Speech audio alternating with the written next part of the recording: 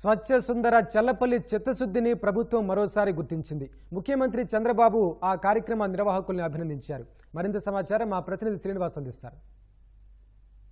పుట్టిన గ్రామాన్ని మర్చిపోకుండా చాలామంది ఉంటుంటారు. అటువంటి వ్యక్తుల్లో ప్రసాద్ దంపతులు ఒకరు. స్వచ్ఛ సుందర చల్లపల్లి పేరుతో క్లీన్ చల్లపల్లిగా చేయాలన్న ఉద్దేశంతో అనేక సేవా కార్యక్రమాలు చేస్తున్నారు. మచిలీపట్నంలో ముఖ్యమంత్రి చంద్రబాబు వారు చేస్తున్న కార్యక్రమాలను కొనియాడడం జరిగింది. ప్రస్తుతం మనతో డాక్టర్ దంపతులు ఉన్నారు, వారితో మాట్లాడదాం. ప్రసాద్ గారు చెప్పండి, ఎన్నాళ్ళ నుంచి చేస్తున్నారు, ఎట్లా అనిపిస్తుంది?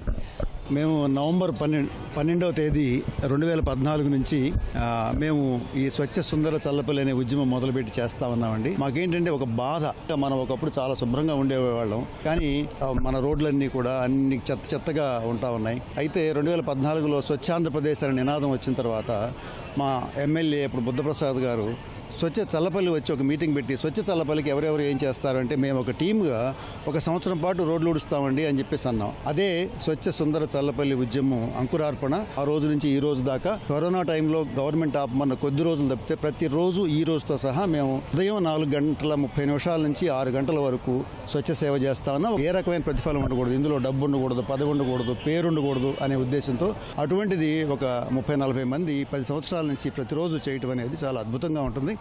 ఇందులో మేము ముఖ్యమైన గోల్స్ పెట్టుకుంది ఏంటంటే మేము పరిశుభ్రత, పచ్చదనం. మీరు ఏ విధంగా చేస్తున్నారు మేడం ఈ స్వచ్ఛ సుందర చల్లపల్లికి సంబంధించి? డాక్టర్ గారితో పాటుగా నేను స్వచ్ఛ సుందర చల్లపల్లి ఉద్యమంలో నేను ఒక కార్యకర్తగా పనిచేస్తున్నాను. అందుకు నాకు చాలా సంతృప్తిగాను సంతోషంగాను ఉంటుంది. మేము తెలుసుకుంది ఏంటంటే శానిటేషన్ అనేది చాలా ప్రముఖ పాత్ర వహిస్తుంది. అందుకని పరిసరాలు పరిశుభ్రంగా ఉంటే జబ్బులు రాకుండా ఉంటాయి అనేది ఆ లక్ష్యంతో పనిచేస్తున్నాము. యువతరాన్ని ఇందులో ఇన్వాల్వ్ చేయడానికి ట్రై చేస్తున్నాం. ఎందుకంటే ఇదే ఒక పరిష్కారం మన సమస్యలన్నిటికీ.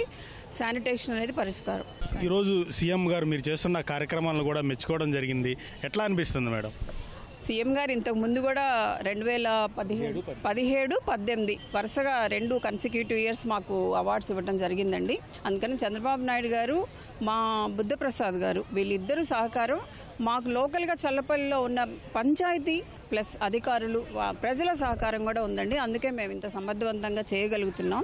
Thank you. Clean and green చేస్తే సరిపోద్దా? ప్రజల్లో కొంత అవగాహన వస్తేనే మీరు అనుకున్న లక్ష్యాన్ని చేరుకునే అవకాశం ఉంటుంది. ప్రజల్ని ఏమన్నా మోటివేట్ చేసే ఆలోచన ఏమన్నా ఏమన్నా చేశారు? ఈ రోజు అసలు రావడానికి ముఖ్య కారణం అదేనండి. ఎందుకంటే ప్రజల్లో అవగాహన లేకుండా ఇదంతా ఉపయోగం లేదు. కేవలం మా ఉద్యమం మూలంగా అద్భుతమైన మార్పు, ప్రజల్లో ప్రవర్తనలో మార్పు వస్తుందని మేము అనుకోవట్లా. ఇది గవర్నమెంట్ నుంచి ఒక సరైన మార్గదర్శక సూత్రాలు ఉండి వాటిని ఇంప్లిమెంట్ చేయడానికి చేయాలని చెప్పేసి ఈ రోజు వాటినే వారికి ఒక మహజర్ రూపంలో సమర్పించడం జరిగింది. మొత్తంగా 2014 నుంచి కూడా స్వచ్ఛ సుందర చల్లపల్లి కోసం కృషి చేయడం జరుగుతుంది. ప్రజల్ని కూడా కొంత అవగాహన కల్పిస్తే ఈ స్వచ్ఛ సుందర చల్లపల్లిని సాధించడం జరుగుతుందంటూ కూడా డాక్టర్ ప్రసాద్ దంపతులు చెప్తున్నారు. కెమెరామెన్ శేషుతో శ్రీనివాస్, ఈటీవీ న్యూస్, మచిలీపట్నం, కృష్ణా జిల్లా.